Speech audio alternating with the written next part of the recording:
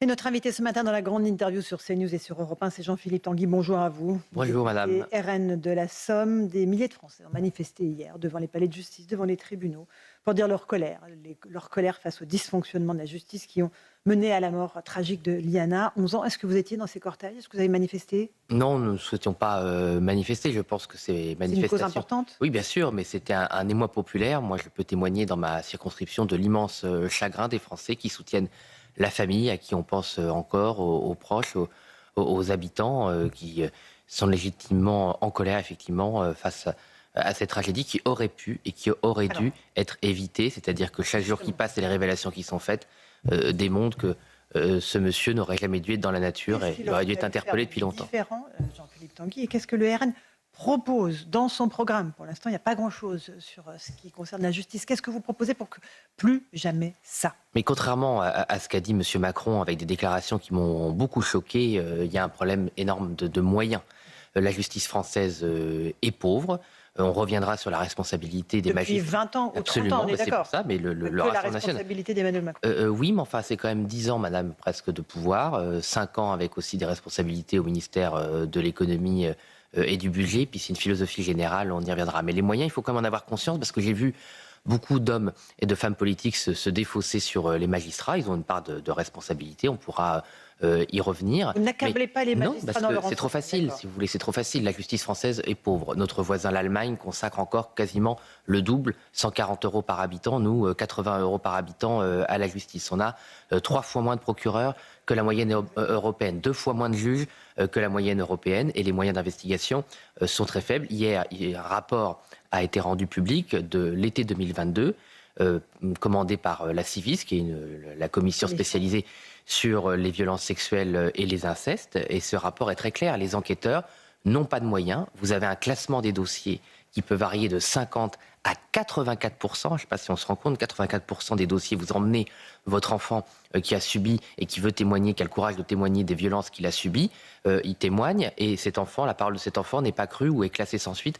Dans 84% des cas, on a appris Manque de qu'à moyens? Valenciennes, bien évidemment par manque de moyens, on a appris par exemple qu'à Valenciennes, vous avez 900, pour la seule juridiction de Valenciennes, vous avez 900 plaintes sur violences sexuelles contre les enfants qui sont en attente de traitement. Comment voulez-vous que les policiers le fassent? Dans ce rapport aussi très important, il y a de l'humain.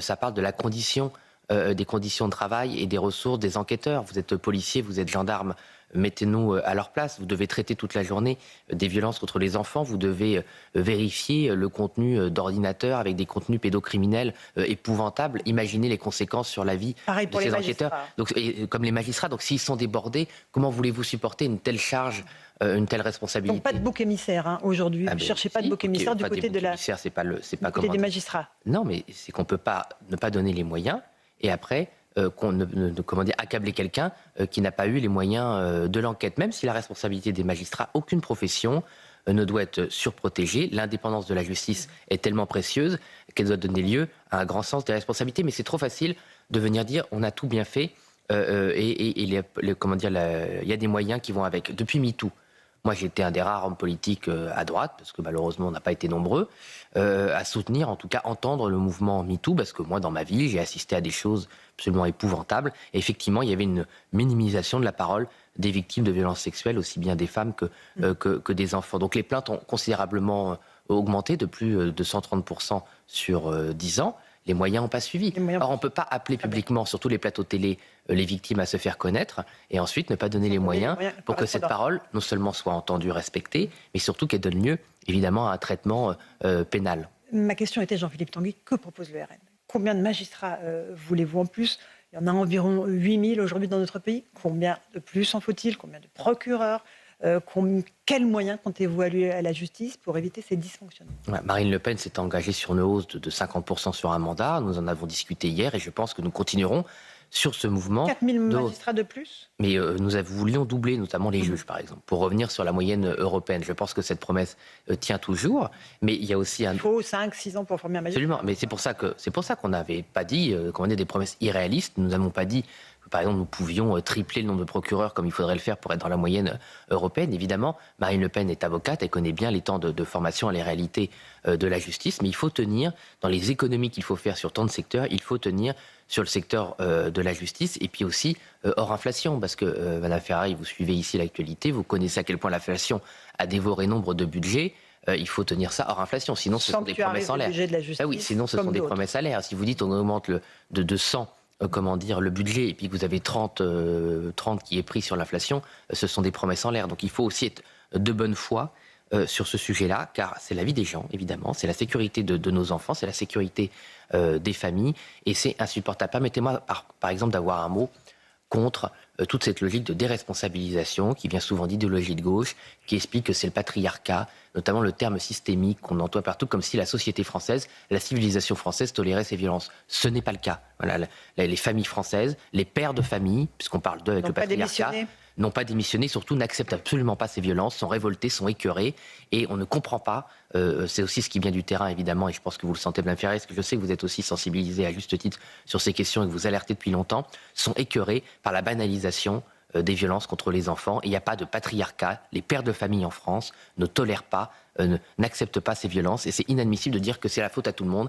parce que quand c'est la faute à tout le monde, Madame Ferrari, vous savez très bien que c'est le début de dire que c'est la faute de personne. Mais Jean-Philippe Tanguy, ce que disent les Français, c'est qu'il faut renverser la table. Absolument. C'est qu'il faut que le système soit refondé de A à Z. Est-ce que vous avez cette volonté? Là, pour l'instant, dans ce que vous me dites, je ne le sens pas. Ah bon, bah écoutez, moi j'essaie de ne pas être notamment de rester calme. Mais comment on évite les dysfonctionnements? C'est pas une question de moyens, mais c'est uniquement de moyens. Je pense que c'est la volonté politique. Oui, mais je pense que c'est avant tout quand même une question de moyens, Ferrari. Voilà, et que si vous dites dans une circulaire comme l'a fait M. Darmanin, le narcotrafic est prioritaire, les violences contre les personnes sont prioritaires, au sein de ces violences, les violences contre les enfants, tout est prioritaire, donc plus ne rien ne l'est. Et évidemment qu'on a la volonté, Madame Ferrari, c'est juste que j'essaie, peut-être me suis mal exprimé, de ne pas faire de récupération sur un sujet aussi grave et de ne pas dire qu'il y a de formule magique. Voilà, faire des choix budgétaires, c'est peut-être moins impressionnant que de réclamer des mesures punitives, sauf que c'est la seule mesure de responsabilité et c'est la seule façon dans la durée de résoudre les problèmes. Et puis aussi évidemment, ce que nous disons depuis longtemps avec Marine Le Pen et Jordan Bardella,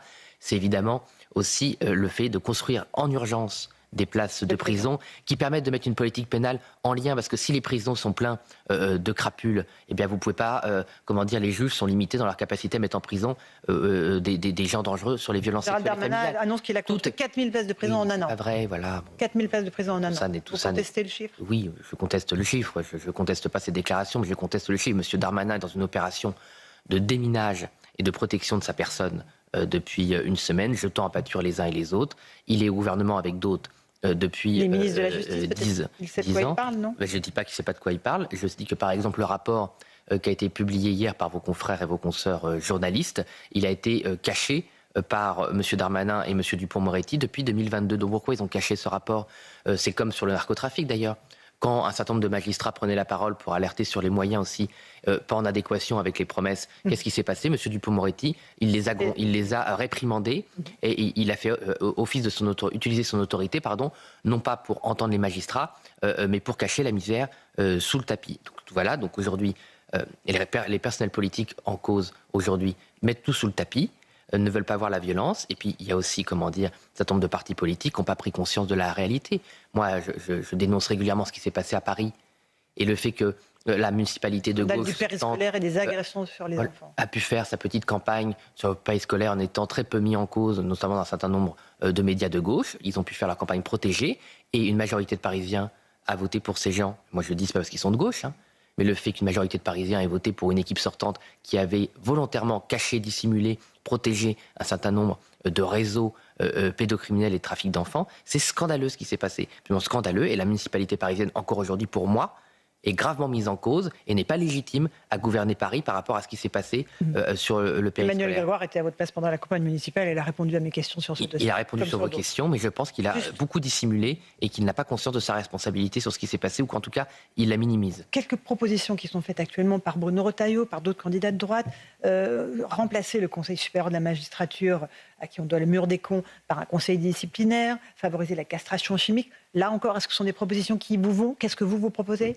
La remise en cause, la politisation du syndicat de la magistrature, c'est Marine Le Pen qui l'a soulevé avec courage il y a plus de 15 ans. Donc nous, on est absolument sur cette position. Le syndicat de la magistrature est trop politisé. D'ailleurs, en tant que syndicat de magistrats, on l'entend plus faire barrage au Rassemblement national que de faire barrage aux pédocriminels. Donc vous voyez bien qu'effectivement, il y a un problème très grave dans ce syndicat de la magistrature. Donc nous, on est pour que... Le Conseil supérieur de la magistrature. Oui, mais c'est le mur des cons dont vous avez parlé, c'était le syndicat de la magistrature. Le Conseil supérieur de la magistrature, c'est la droite qui l'a mis en place sous sa forme aujourd'hui avec Nicolas Sarkozy, réforme constitutionnelle.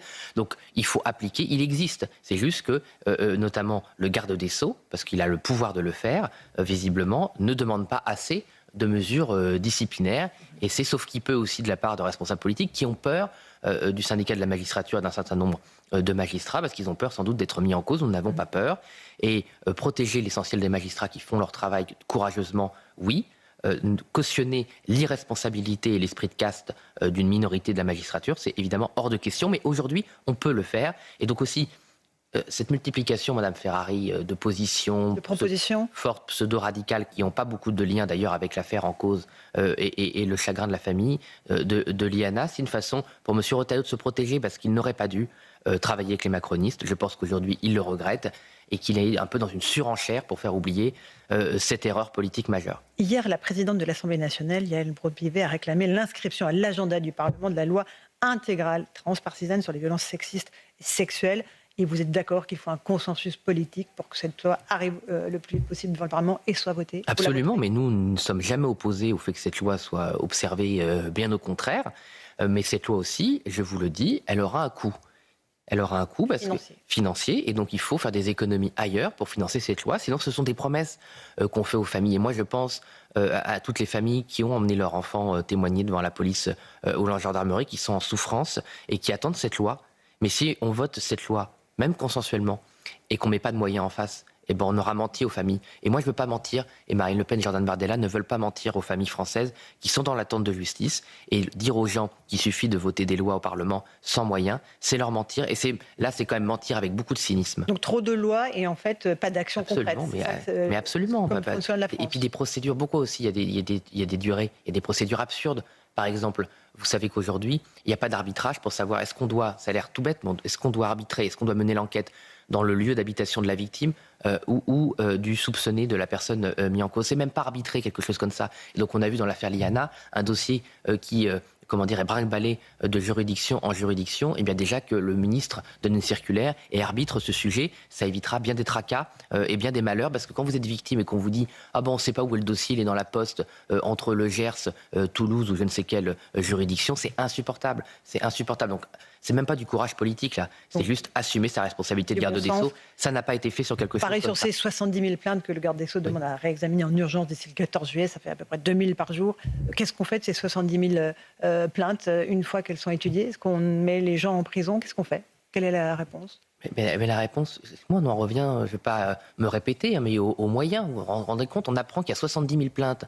Bon, s'il a fallu la tragédie de Liana pour se rendre compte que c'était scandaleux, mais excusez-moi Madame Ferrari, qui peut croire qu'aujourd'hui les magistrats, les gendarmes et les policiers vont avoir le temps de revoir 70 000 plaintes avant l'été? Pourquoi faire cette annonce qui va encore décevoir beaucoup de gens?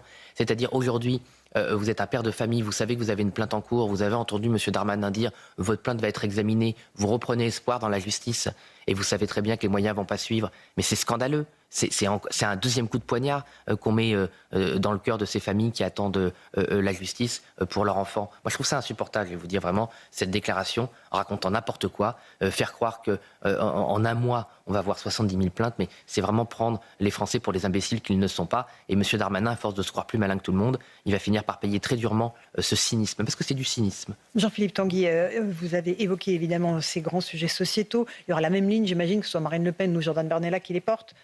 Quelle que soit la décision de la justice, il n'y aura pas deux lignes au RN. Non, mais vous savez, la grande force du Rassemblement national, c'est d'avoir une seule ligne avec deux incarnations fortes sur tous les sujets. Même sur les sujets alors pas économiques, je pense notamment à la retraite, je pense au salaire, rapprocher le brut du net. On n'a pas du tout la même musique si on écoute Marine Le Pen ou Jordan Bardella aujourd'hui. Écoutez, sincèrement, j'ai beaucoup de mal à comprendre ces commentaires sur les deux lignes.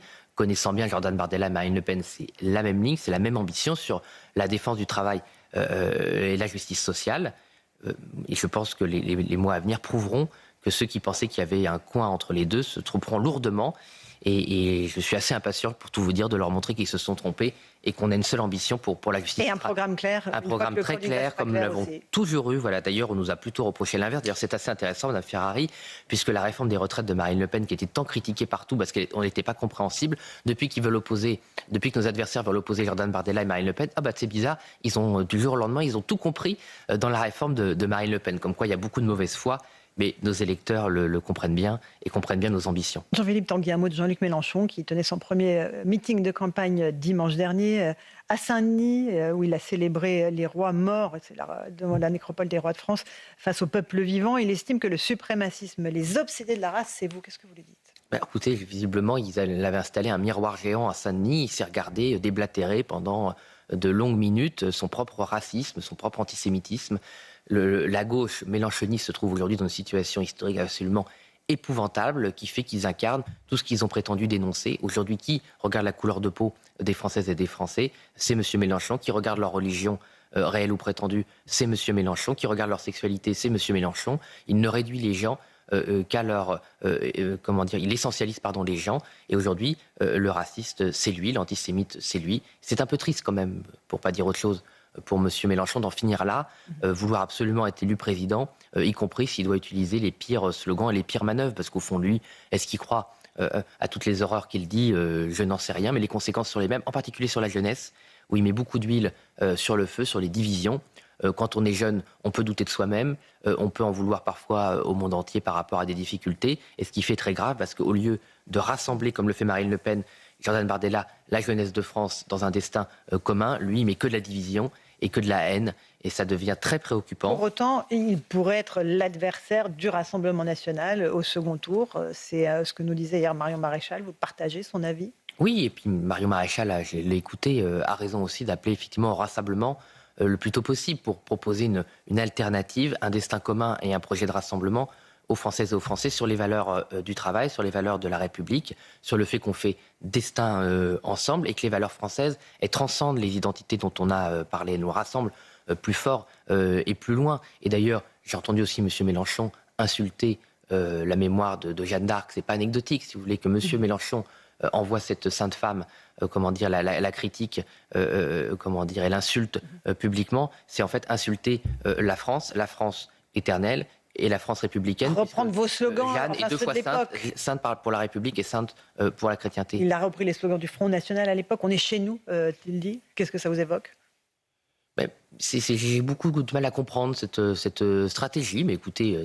Mélenchon, visiblement, vous savez, il faut mieux faire envie que pitié. Donc M. Mélenchon doit envier le lien que Marine Le Pen a avec le peuple. Effectivement, en France, on est chez nous et on veut être souverain. Ça veut dire autre chose dans sa bouche, hein. Oui, bien sûr, mais M. Mélenchon, il est chez lui, d'une vision un peu particulière, parce qu'il a aussi un peu de mythomanie. M. Mélenchon est en train de réécrire sa vie.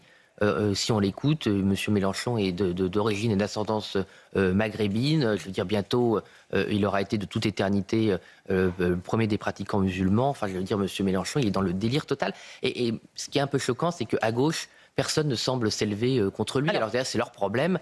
C'est leur problème. Enfin, c'est aussi un peu le nôtre. C'est un peu le nôtre maintenant, parce que si la seule opposition de gauche qu'on a en France, c'est M. Mélenchon, c'est quand même une blessure pour la qualité du débat démocratique. On a une nouvelle candidature, celle de Karim Bouhamrane, le maire de Saint-Ouen, socialiste, qui dit qu'il veut être candidat pour être le prochain président de la République. Vous saluez cette candidature, une de plus ? Écoutez, bonne chance, bon courage. Si M. Bouhamrane veut affronter Mélenchon, moi je préfère débattre avec M. Bouhamrane, qui est un républicain, qui a fait des choses à Saint-Ouen. Bon, c'est un adversaire politique, mais au moins on peut discuter avec. Il n'a pas la haine à la bouche toute la journée comme M. Mélenchon. Il ne veut pas diviser les Français. Donc je préfère affronter M. Bouhamrane. Mais enfin, je n'ai pas envie de lui porter malheur, parce que si je dis ça, évidemment, tu vas être stigmatisé par la gauche, par la gauche mélenchoniste, de très mauvaise foi. Et dès qu'on fait une qualité à quelqu'un, vous devenez le péniste. J'aimerais, parce que ça ferait beaucoup de le pénistes et de gens favorables à notre parti politique. Dernier mot, Jean-Philippe Tanguy, à propos du financement de la campagne. On est pratiquement déjà dans les décomptes de campagne en termes financiers. Vous avez trouvé une banque pour financer la campagne du RN ? À ma connaissance, non. Et c'est très grave. Non, mais ce n'est pas aux banques françaises ou autres de faire l'appui et le beau temps sur la campagne. Donc c'est très grave. Et c'est vrai que Marine Le Pen et Jordan Bardella, on a eu le courage de dénoncer l'abus des frais bancaires. Par exemple, pour ceux qui nous regardent, vous avez un chèque impayé, on vous raquette. Donc c'est sûr que quand on critique un certain nombre de pratiques commerciales des banques françaises et qu'on défend la justice sociale, c'est moins facile que quand on est à plat ventre sur, Donc vous serez sur les banques obligé d'aller à françaises, l'étranger pour financer à nouveau. comme les socialistes ou même M. Mélenchon, hein, qui parle. Pourquoi il est devenu anti-républicain et qui parle plus de la race que la justice sociale, M. Mélenchon? C'est parce qu'il est devenu à plat ventre sur les banques et sur Mais vous l'injustice irez sociale. à l'étranger ou pas, M. Tanguy? La dernière fois, on avait eu recours à un prêt en Hongrie d'une banque hongroise qui n'avait posé aucun problème d'ailleurs, et on s'en félicite. Nous, on préférait avoir une banque française, on est des patriotes. Mais on est des patriotes malheureux puisque les banques françaises, elles, ne respectent pas la démocratie et la République française pour le moment. Donc moi, je les appelle à reprendre leur esprit et que les banques françaises financent la démocratie. Il n'y a aucun risque de financer le Rassemblement national et les autres grands partis Et les autres grands partis qui ont aussi et des tout le monde difficultés. doit avoir un financement. Et c'est très grave parce que là, la qualité de la démocratie est gravement mise en cause. Merci Jean-Philippe Merci à vous, Tanguy, bonne c'était votre journée. grande interview sur CNews et sur Europe 1. Bonne journée.